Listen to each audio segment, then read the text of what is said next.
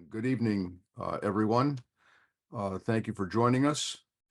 And good afternoon, I should say, or good evening, or good morning, wherever you happen to be. I'm Zev Yaroslavsky, and on behalf of our America at a Crossroads leadership team, which aside from me includes Janice Kaminer-Resnick, who is traveling this evening, which is why I'm performing this function, and former Congressman Mel Levine, I welcome you to this special Israel in Crisis program, the seventh in this series.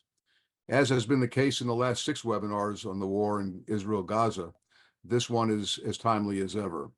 Before I turn to tonight's program, I want to remind you that this week we have 2 programs. One is tonight's program, and tomorrow night, January 10th at 5 p.m. Pacific, we welcome Boston College American history professor Heather Cox Richardson.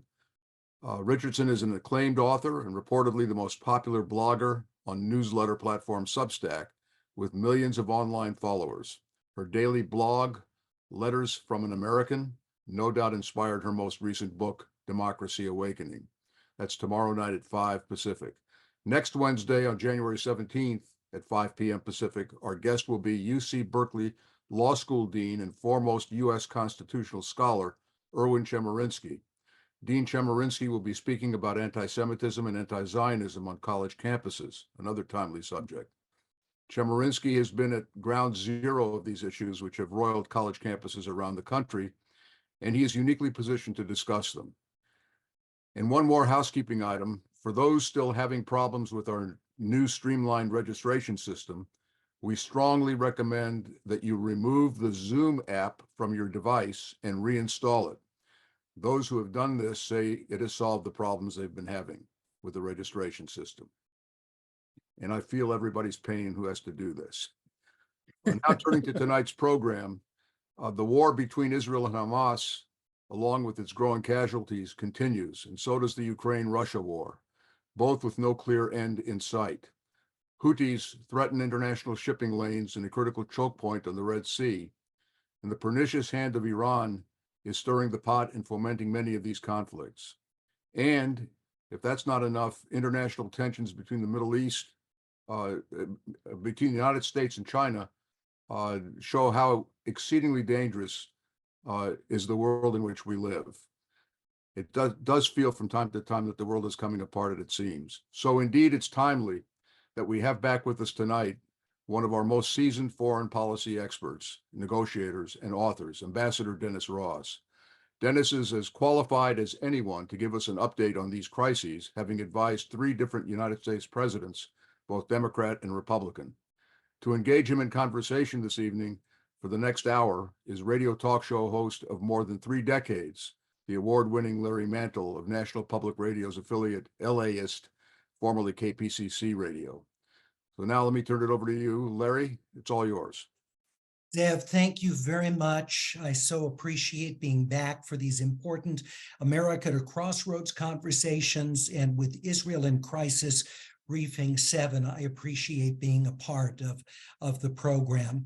Dennis Ross played a leading role in the Middle East peace process in the administrations of George H.W. Bush and Bill Clinton. He facilitated the 1995 interim agreement between Israelis and Palestinians, the 1997 Hebron Accord, and the 1994 Israel-Jordan Peace Treaty. He served prominent roles in the administration of Barack Obama. There's much more, but let's get right into the conversation. Ambassador, thank you for joining us again. We appreciate it.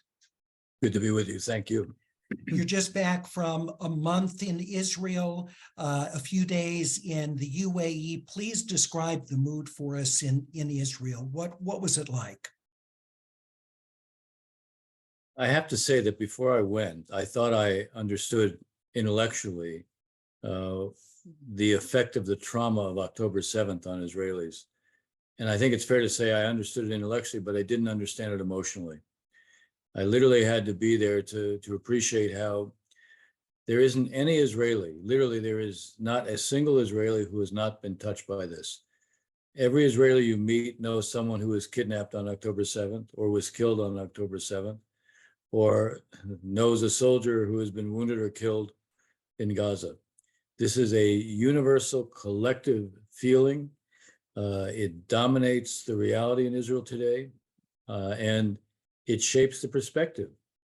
When I say collective trauma, I mean that this is a preoccupation. It is a preoccupation, and there is a tendency to look at Hamas and the Palestinians as being one and the same. So I'm sure we'll get into this, if you start talking about a Palestinian state, even the people who are the most left in Israel, have historically been the most left in Israel, find it just as difficult to contemplate talking about a Palestinian state as people on the right who have always been against it. Part of this is a function of the nature of the trauma and the nature of the shock. The shock is a function of the character of the surprise, the way Hamas came in, and literally the atrocities that they committed. And we can talk more about that because I went down, and when I was there, I went down to the areas, including one of the kibbutzim called Kfar Aza that is right across from Beit Hanun, Jabalia, the places in northern Gaza that abut this part of Israel. And when you see what was done there, it's one thing, again, to intellectualize about it. When you see what was done there, and you know that these were the kibbutzim that were made up primarily of peaceniks, those who were willing not just to talk peace with Palestinians, but even were prepared to deal with Hamas. And they were savagely killed. I mean, there was a level of brutality that is, in many ways, is hard to contemplate. I saw some of the pictures of what was done to individuals, and you get the sense of why Israelis feel this is not something they can live with in terms of being next to them. So left to right in Israel, you have a kind of collective sense that they're all in this together. Whatever the political differences were before, I'm not saying those differences have necessarily disappeared, but for the moment, they're being put on hold while people consider that Israel doesn't have a choice but to deal with what's going on next door, meaning in Gaza. And it also feeds what's even happening in the north with Lebanon, which we can get into. Yeah. You have 150,000 Israelis who are not living in their homes right now in the south and in the north.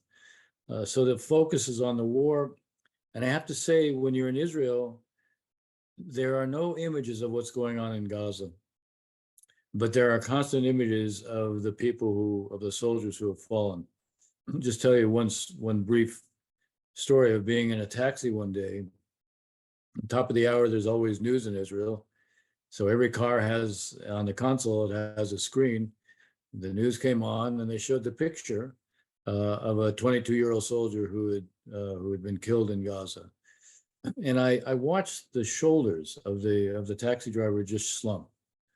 You know, he didn't know this soldier, but because I asked him, but it didn't matter because he felt connected to him and the loss. So this is what you're dealing with in Israel. And I have to say, you know, when I was in the UAE and a month in a week in early November, a month into the war, I was in Saudi Arabia. And in each of Saudi Arabia and the UAE, all you see are the images of what's happening in Gaza. There's no reference to what happened on October 7th in Israel. The Palestinians who are suffering grievous losses within Gaza, among them and the Palestinians in the West Bank, there's also a trauma. So you have these two parallel universes where the capacity to be consumed by your own pain is overwhelming, and the capacity to be aware of the other side's pain is non-existent. Well, it would be, so, I was just going to say, Ambassador, what you're describing would be bad enough just from the trauma that, looking from the Israeli perspective, that was endured on October 7th, even if you did see images of the loss of life and so many women and children dying in Gaza, even with that. But if you're not even seeing that, it makes it very difficult for there to be any sense of empathy for non-Hamas Palestinians when you're consistently seeing the images of atrocities against your own. And so what is the hope for empathy on either side if you're getting these images that are only from one experience of loss. I think it's one of the things we have to recognize, that it's going to take time.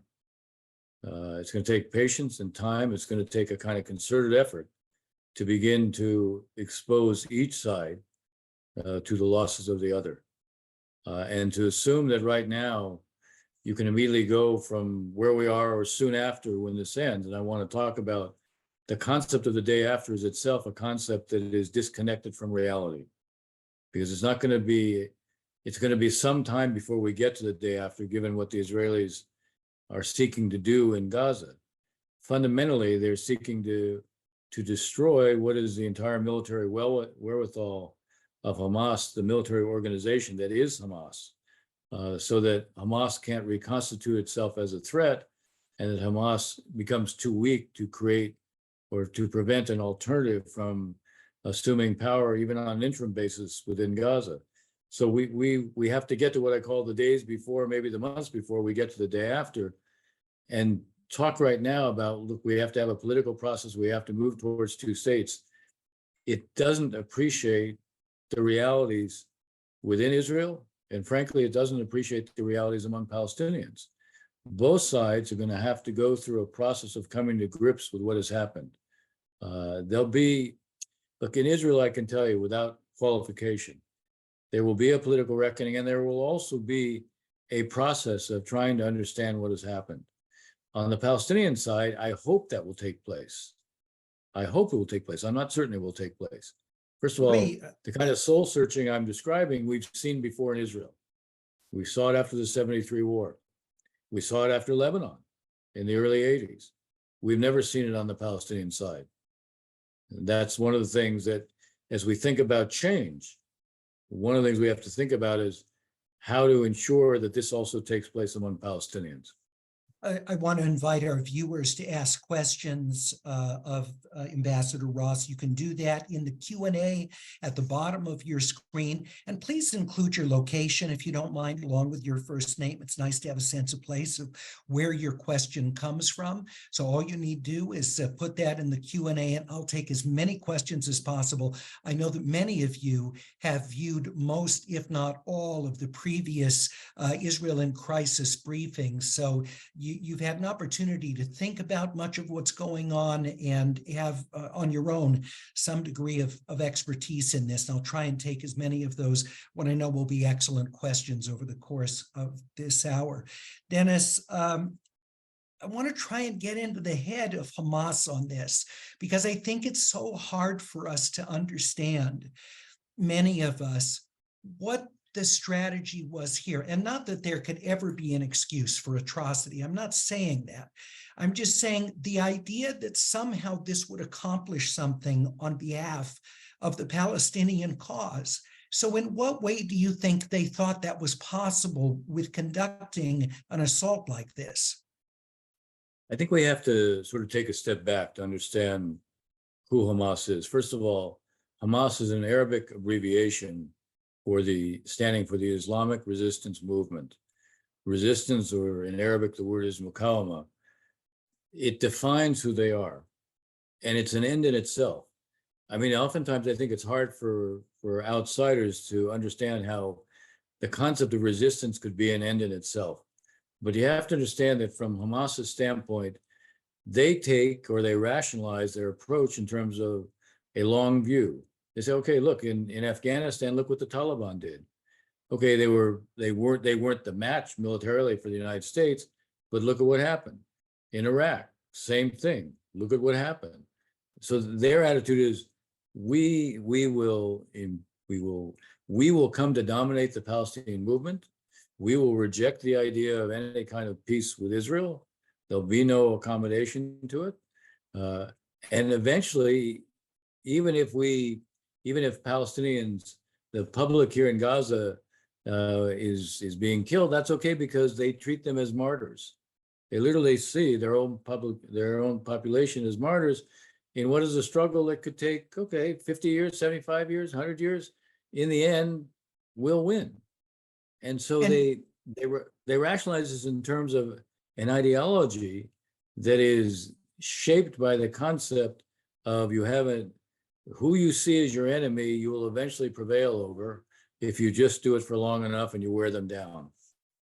Well, so what's so ironic then is that even as we see this grief in the streets of Gazan cities after Israel air assaults, and we see all this pain, if Hamas just views that as there's nothing to feel pain over, this is martyrdom, this is all for a higher good and cause, then you're relying on Israel or for the world community to have the degree of empathy that would prevail on Israel to pull back and not attempt to destroy Hamas because of their concern for Palestinians.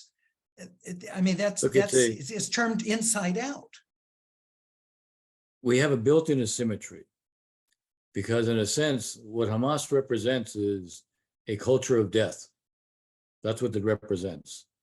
They build themselves up, they embed themselves in these highly populated areas.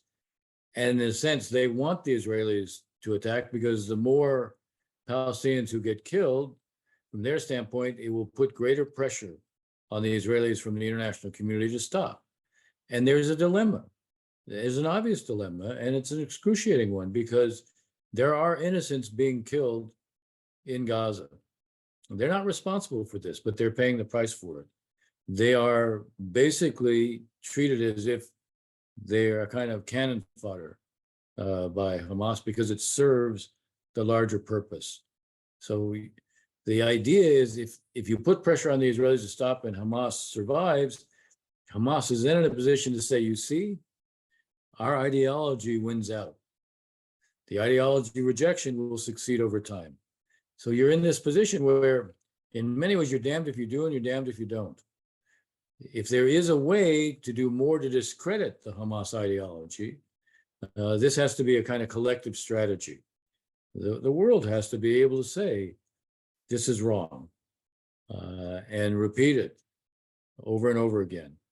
On the Israeli side, look, right now they're driven by an objective that at a certain level is not achievable. If you say you're going to eliminate Hamas, you're not going to eliminate Hamas because it's an idea, it's an organization that lives outside of Gaza. You can eliminate its military capability or largely eliminate its capability. When I describe what Israel is really doing in Gaza right now, it's demilitarizing Gaza. And it hopes that in demilitarizing Gaza, that Hamas will lose the ability to control the population. Now it's killing. Oh, go ahead. I'm sorry. Go ahead. I was going to say Israel's narrative, the government's narrative is essentially that Hamas is responsible for the deaths in Gaza because of this. Israel is required to conduct such sweeping action there because of the tunnels, because of hidden armaments, that this is all required to knock out Hamas and to assure the safety of Israel going forward. Realistically, are there other approaches that Israel could have taken to accomplish that demilitarization, the dearmament of Hamas in Gaza? It is a very fair question. And many of those who are critics of the way the Israelis have gone about it, they will come back and they'll say, Israel could be doing targeted killings, Israel could have a much more focused approach, but you never hear them come up with an answer for what to do about the tunnels. And if all the Hamas fighters are basically in the tunnels and most of the infrastructure and the weapons depots are all underground, and you have 300 miles of tunnels that they've built, it's almost incomprehensible. And I should just say parenthetically, I went down and I went into the tunnels just outside of Erez in northern Gaza. This is one tunnel. It stretches 2.5 miles. It has multiple, it's like a bicycle tire where you see the center and then it has different spokes that go off in different directions. This tunnel, I will say, having seen the tunnel that Hezbollah, dug in the north, this tunnel made the Hezbollah tunnels look primitive. It had, first of all, it was wide enough to drive a car in it. It had pipe all along the top of it. It had all sorts of electrical wiring. It had metal, steel, it had wood. I mean, the material that was put into this one tunnel, and you think about 300 miles of it, Gaza is completely impoverished. Before this, it was completely impoverished. If you used all the cement that was down underground, all the electrical wiring, all the copper, everything that was put into this, Gaza actually wouldn't be this impoverished place. But it's a reminder, this is who Hamas is. So getting back to your question, you can't uproot that with these limited targeted forays. What you're basically telling the Israelis is you have to live with it. And the Israelis are saying, we can't live with it. Now, there is, to be fair, there is a debate within Israel, not about, in a sense, the nature of the campaign up until now, but there is a debate in Israel, including in the military, about whether or not Israel can get by with much less force and much more targeted forays now. Because in the north, Israel has, as I said, they've destroyed all 12 of the battalions that were up there. And they've unearthed and destroyed close to half of the tunnels that were out there. So the argument within the military is, now we don't need the same kind of presence that we had. The Israelis announced, as Secretary Blinken was arriving, they're moving into phase 3 of the campaign. Phase 1 was the air campaign. Phase 2 was a very large, 4 divisions in a small area of Gaza. Now they've already demobilized 2 of those divisions. And they're saying what we did was enough to get us to the 3rd phase, which is a smaller presence, more targeted, guided more by specific intelligence to go after specific locations. And yet you're also hearing some say, okay, but we still need in the south to be doing more. The point is to get to the south where we are in the north, and then we can change the character of the military operations. This has been something that the Biden administration has been pushing hard for. I guess my long-winded answer to your question is, I don't think the Israelis had an alternative, at least as it relates to what they were doing in phase 2. One can debate whether what they did in the first phase in the air campaign was, the amount of ordnance that they dropped was really huge. And I think you can debate that. Okay. I will say this, Israel had no plan on the shelf because they didn't anticipate this is what they were going to face. I think that contributed to what we saw the first 2 weeks, less the idea that it was rage, more the idea that they didn't have a plan. They were using the air campaign, first of all, to attack targets they wouldn't attack before because of the fear, the consequence of civilian casualties. And now their attitude was, we have to hit these targets because if we don't, Hamas will survive in control, and we can't allow that to happen. So some of the discrimination that existed before didn't exist this time. Let me ask you, so you mentioned Secretary of State Blinken in Israel. He called in the news conference today after his meeting with Israeli officials for Israeli leaders to work with moderates and Palestinian moderates in neighboring countries on the future of Gaza. His point is it's important to be looking forward to that, what happens after Hamas is dealt with. That would mean reviving the peace process, and you've already expressed skepticism at that, given where both peoples are right now. So first of all, is this at all possible? If it's not possible, then what is the US's response if that's what it's pushing for, and neither Palestinians nor Israelis are ready for that? I would draw a distinction between what can be done at this stage and maybe the next stage, and then eventually what you do when it comes to trying to resolve the issue of coexistence between Israelis and Palestinians. Look, if you ask me, I still believe the only outcome eventually is 2 states for 2 peoples. But we have to create a bridge between where we are now and how you get there. And what I was suggesting at the outset is the psychology on each side doesn't lend itself to focusing on the political horizon and the end game. The Arabs want that. The Arab states want that for an understandable reason. they're prepared to invest, certainly the Saudis and the Emiratis are prepared to invest in a way they've never done it before in Gaza, and also a reform Palestinian Authority in the West Bank. But they want to know those are not ends in themselves. They want to know how it relates to, okay, when we do this, how does this relate to settling the conflict once and for all? They are, in terms of their preoccupation, in a position where they want to be able to say to their own publics, look, we're doing this, and we're not just doing it to relieve the suffering of Palestinians, we're doing it because this is going to end up resolving the conflict. That's understandable from their domestic situation. It's not understandable from the realities of where the Israelis and the Palestinians are. Okay, So- so looking ahead, though, Israel's government has made it clear that they don't see the Palestinian Authority as having a place in Gaza, that it wouldn't go back to the PA running it. So if you Yeah. don't have the Palestinian Authority, and if Hamas is either eradicated or neutralized from positions of power, then what comes next, aside from Israel controlling all of Gaza and keeping it militarized? Yeah, well, see, look, we're at a point where you have a political reality with this Israeli government.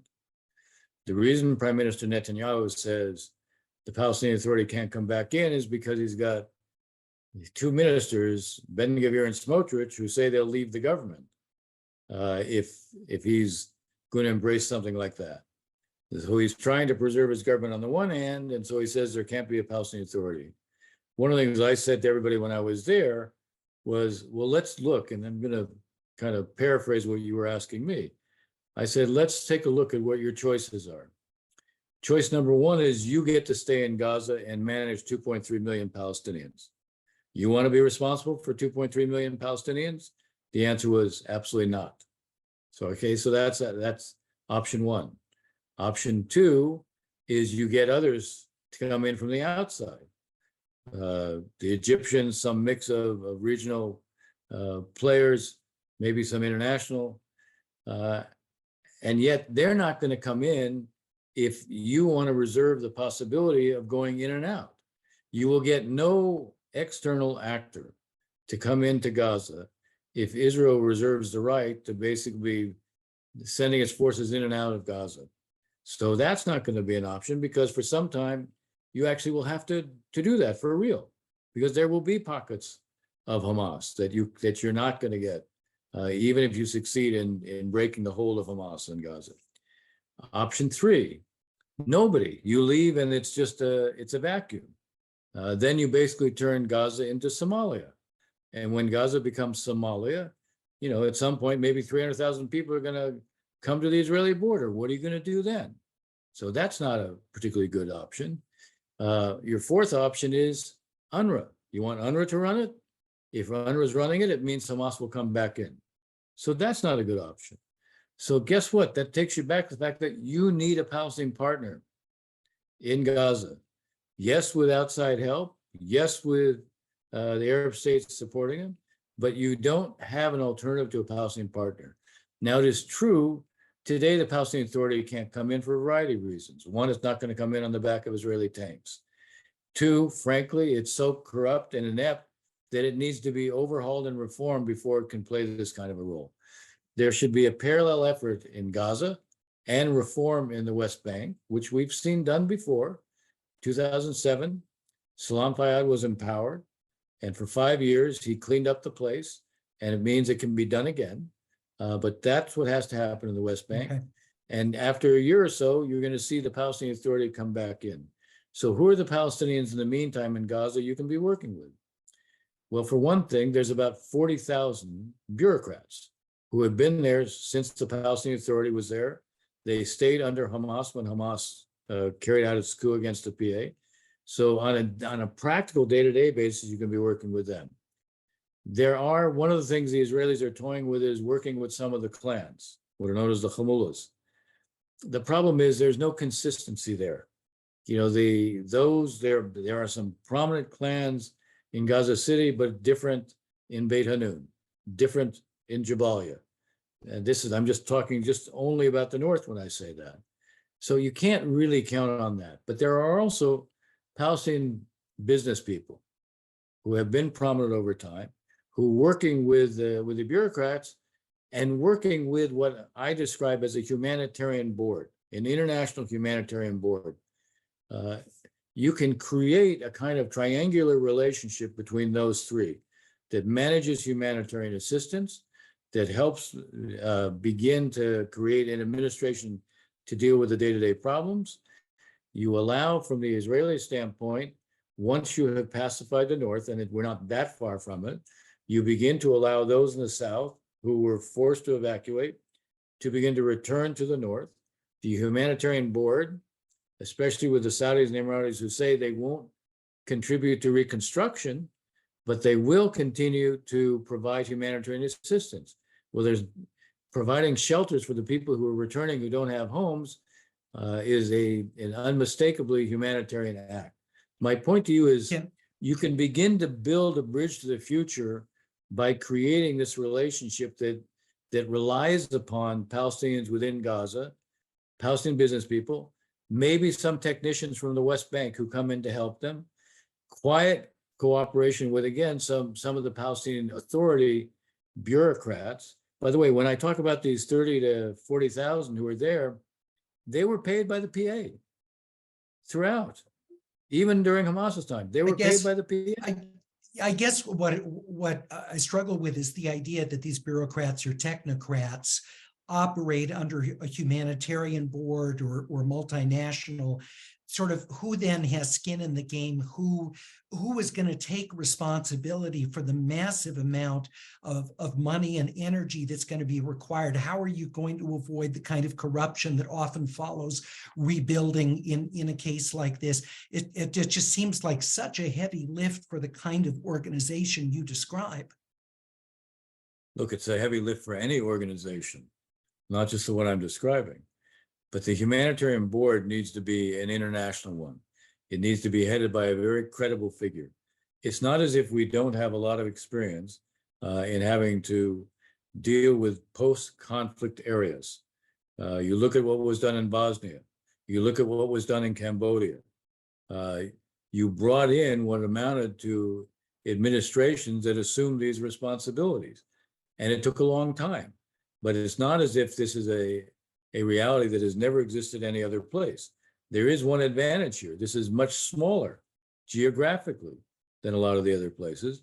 There is experience, again, with international administrators who could be part of this humanitarian board, who are working with the bureaucrats within Gaza, but also Palestinian business people who, for their own reasons, are going to want to see some coherence, who, for their own reasons, are going to want to see something emerges that is not corrupt, and you're going to have some marriage of this. Okay. Look, I'm not trying to minimize the scope of the difficulty, but I'm also saying it's not as if we've never had to deal with anything like this before. And there is quite a bit of experience. Let's take some viewer questions, and if we could make these as tight as possible so we can get as many. We've had a number of viewers who have asked, what would it take to get rid of Netanyahu? And, it's hard to remove a leader during time of war. Is there any significant sentiment in Israel to do that now? So let me answer this in a number of ways. If you look at the polling in Israel, you see it operate at several different levels. One, there is, notwithstanding what happened on October 7th, when it took the military a long time to organize and respond. I mean, that is part of the trauma, that there was an inability to think that anything like this could happen. Not the surprise. Okay, you could be surprised, but the fact that it took the better part of a day for the military to organize itself and to respond to this. And in the meantime, you literally had these stories of generals in their 60s going down in small groups on their own and fighting.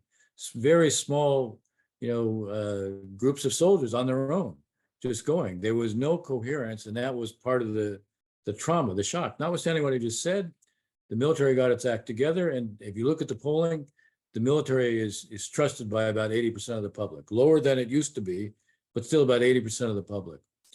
You look at what percent trust the government, about 15 or 16%. Think about that, Larry. In a war, normally there's a coalescence. Yeah. Here, 15 or 16% trust this government. That's kind of speaks volumes about what's likely to happen. There will be, I've said it before on the show, there'll be a political reckoning. The question of what precipitates it. It's not a simple proposition, but I'll give you a couple of different possibilities. One, you had Benny Gantz and Gadi Eisenkot join the government because of the emergency nature of what had happened. At a certain point, they're likely to leave. When they leave, that may be a trigger. I think that Netanyahu doesn't want them to leave because I think he's also mindful that that could be a trigger for a cascading set of political events. There's another possibility. Those who are heading the military and the intelligence organizations, they will resign and assume responsibility at a certain point. Now, you put your finger on something that's difficult. You're still in the middle of a war. Are they going to resign soon? I think the answer to that is probably not. But again, I described being in the third phase. There's 4 phases: air campaign, the intense military campaign, a more targeted military campaign, and then the 4th one is really post-conflict where the Israelis are out of Gaza, but they reserve the right to go back in and out if they see threats reemerging. And that's a complicated one because it depends on who you have operating. Is that the phase, though, where you think that there could be a change in the government? Yes, because at that point, I would not be surprised to see the senior members of the military and the intelligence organizations resign and assume responsibility for what happened. But it is inconceivable they will say, we're the only ones responsible. Yes, we bear our responsibility. That's why we're resigning. But we were carrying out the policy of the government. Okay. So they will, when they do that, think about, we had 40 weeks of demonstrations in Israel of, a couple 100,000 people at a time. What I'm describing to you right now, you reach that point and you have the senior military intelligence people resign, and Bibi and the political leadership doesn't resign, you'll have 1 million people in the streets. You'll have a general strike. Let me ask this a question related. Ada in Los Angeles says Israelis are taking part in demonstrations. And so what is this about? Is it a desire for a ceasefire in Gaza? Is it to mount additional pressure to bring home the hostages? What really is driving this? It is not about a ceasefire in Gaza. It is about the hostages. A week ago, Saturday night, I spoke at the rally there. You're talking about tens of thousands of people who are coming. This is about every Saturday night now, there's a rally for the hostages, and a sense that the government needs to do more. I believe, the issue here is Sinwar is trying to get a ceasefire and Israeli withdrawal from Gaza so he survives and wins. And the price for him is, okay, he's saying, I'll release the hostages provided that. The Israeli government, I can tell you, for a lot of reasons, is prepared to pay a very high price in terms of releasing Palestinian prisoners, including Palestinian prisoners who committed some of the worst crimes. And they'll do that. They will not allow Sinwar to win, and by basically saying, okay, the war's over, we'll do a ceasefire, we'll withdraw to get the hostages. They won't go that far, but they will pay a price. In a sense, what the families, these rallies are built around the families of the hostages. There is a collective sense, just like I was saying, there's There's a collective sentiment in Israel that they feel this, they're all connected. The idea that on October 7th, the government failed in its most fundamental responsibility. And that's the reason that you have these hostages. Let That's me what's driving these. Let me ask more questions. Peter in Santa Monica, California asks, how close are the Iranians to developing a nuclear weapon? Was October 7th a planned distraction from that? No, it wasn't, although it is serving as that. The Iranians didn't know about it, and it's pretty clear. And I said this before. Hamas didn't tell the Iranians because the Israelis have the Iranians so penetrated that they would have known. They would have picked it up if the Iranians had known. So they didn't know, but they're taking advantage of it. The IAEA announced that Iran is back enriching to, not only they never stopped enriching to 60%, which is quite close to weapons grade, but for a period they had reduced the amount they were producing of 60% enriched uranium they reduced it from 9 kilograms a month to 3 kilograms a month. Now they're back up to 9. And you produce about 30 kilograms, between 25 and 30 kilograms is enough for a bomb. So they're producing 9 a month. It's not hard to do the math. And 60% is quite close to weapons grade. To go from 60%, when you go to 60%, you've already solved all the technological problems you need to solve to get to weapons grade.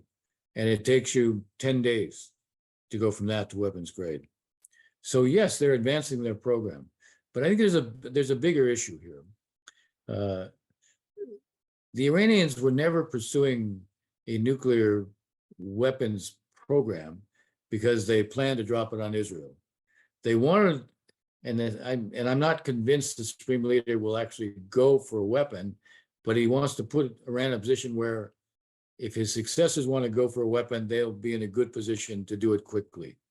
So they want that, and what he wanted was a kind of shield behind which they can engage in coercion throughout the region. When it comes to Israel, their strategy wasn't to drop a nuclear bomb on Israel because they knew they'd get several in return. Their strategy was to make Israel unlivable, build up these instruments like Hamas, Hezbollah, Islamic Jihad, and keep the pressure on. And carrying out, even if they didn't know about October 7th, this is the kind of thing that they wanted to promote, so that Israel would become unlivable. We have Hillary in Cupertino in the San Francisco Bay Area asks, why haven't we heard of other Arab countries, Egypt, for example, willing to take in Palestinian refugees? So let me answer that, because it's in almost every conflict around the world, including, by the way, in the Middle East, refugees leave and go elsewhere. To give you just the best example of that, Syria. You had about 5.5 to 6 million Syrians leave to Turkey, to Lebanon, and to Jordan. So it's not that there's no precedent in the Middle East for those who are in a war to be allowed to leave and go elsewhere. The Palestinians are different, and you might ask, why are they different? Because there's a perception in the Arab world that this is a way for the Israelis to try to solve the Palestinian problem by just forcing them to leave. And so there's a collective sense that shouldn't be the case. You could say, well, okay, but couldn't there be a kind of temporary relocation? Egypt being obviously the place where this might happen. And the answer there is the Egyptians are worried that anyone they left in will not want to go back to Gaza.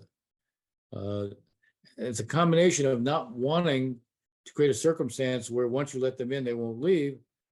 But it's also, again, part of a narrative that developed, and a narrative that no one questions, a narrative that is simply accepted, that you can't, that the Palestinians, that the problem of the Palestinians is not going to be resolved by an expulsion. Do these countries look down on Palestinians? Do they have negative views toward them? It's a very interesting question. I'm not going to say the country, but years ago, I'll simply say it's a country that's in the Gulf. Years ago, I was not long after I had finished being the negotiator. I was in this country to give a speech, and I suggested, look, you Palestinians actually are the backbone of the construction industry in Israel, and you do a lot of construction. It's true throughout the Gulf states. They do a lot of construction. It'd make a big difference if you would allow Palestinians to come here and do construction. They can send stipends back. There'll be a source of hard currency for Palestinians. And the reaction was, you got to be kidding. We're not letting them in. They're troublemakers. So there's an attachment to the cause, but there's always been a big gap between the attachment to the cause and steps that would be taken to actually help Palestinians. Vivian in Calabasas in Southern California asks, what's the cause of the shortages of food, water, and medical care in Gaza? What is Israel's role in that? What is Hamas's role? What's the UN's role? And could Israel be doing more to alleviate the shortages? Israel could be doing more, but a lot of the problem right now is Hamas is seizing the humanitarian assistance that's coming in.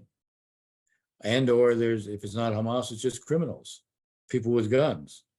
So there isn't an accompaniment. UNRWA is the main source of distributing the humanitarian assistance. To be fair, they are distributing it. And without UNRWA, there wouldn't be anybody else to do it. So they are distributing it, but some of it is clearly being diverted by Hamas, for sure, is being diverted by Hamas. Some of it is related to, a lot of it passes through Rafah. Rafah has a very slow processing. They're not modernized in terms of scanning techniques. And so the Israelis check it after it comes across the border.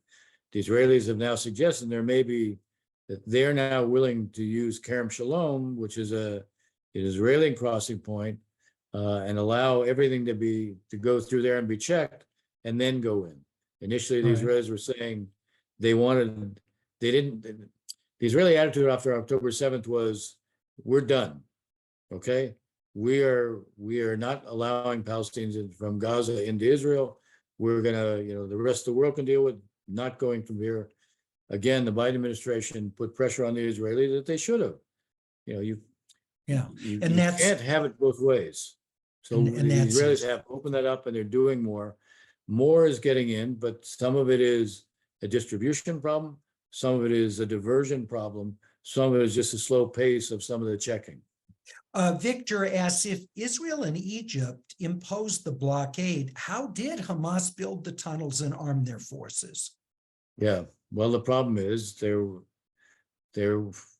most of this probably came in through the Sinai. Rafah, I think, didn't have modern techniques, so there wasn't really careful scanning there. So cement and steel and electrical wiring and copper, all that came through? Look, I'll tell you, one of the things I saw when I was in Israel, I went to the base where all the captured equipment is.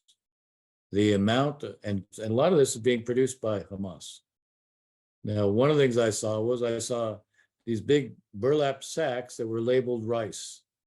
And what was in it? Ammunition. This how was coming in. It wasn't checked. So there's going to have to be a different level of cooperation with Egypt when this is over, because in the end, an awful lot. Look, most of this, not all of it, was coming through Egypt. Sandy asks, is there any place in Gaza that's safe for innocent civilians to be now? There are camps that UNRWA has set up, and those are not being bombed and not being attacked. So yes, there are safe areas. And UNRWA, just to clarify, that's the UN Relief Organization, is that? Yeah. Okay. Yeah. Let's see, we have also a question from Norman in Bergen County, New Jersey. Is the International Red Cross unable to access the hostages, or are they choosing not to be of help? It's a very good question. They have had no access to the hostages because Hamas has denied it. I myself feel that more pressure should be put on this, and the Red Cross, the Red Cross should be out there publicly saying they should be demanding access to the hostages. We know many of them were wounded. I don't know, one of the great fears of the families are they're simply not going to survive being in captivity. So I think the Red Cross could be doing more. I think they could be, at a minimum, there could be prominent calls. We know one thing about, it may seem strange to say this, but the Hamas is sensitive to its public image. They deny they did any of the atrocities when we know very well they did. The hostages have a high profile in Israel, but they don't have a high profile anyplace else. The Red Cross could be insisting that that Hamas has to allow access. That would put pressure on Hamas that is not presently being put on them. Given Hamas's popularity surging in Gaza and even the West Bank, and the hostile attitude toward Israel that many young Palestinians are taught, this viewer question is it realistic to expect Palestinians to ever support Israel's right to exist as a Jewish country?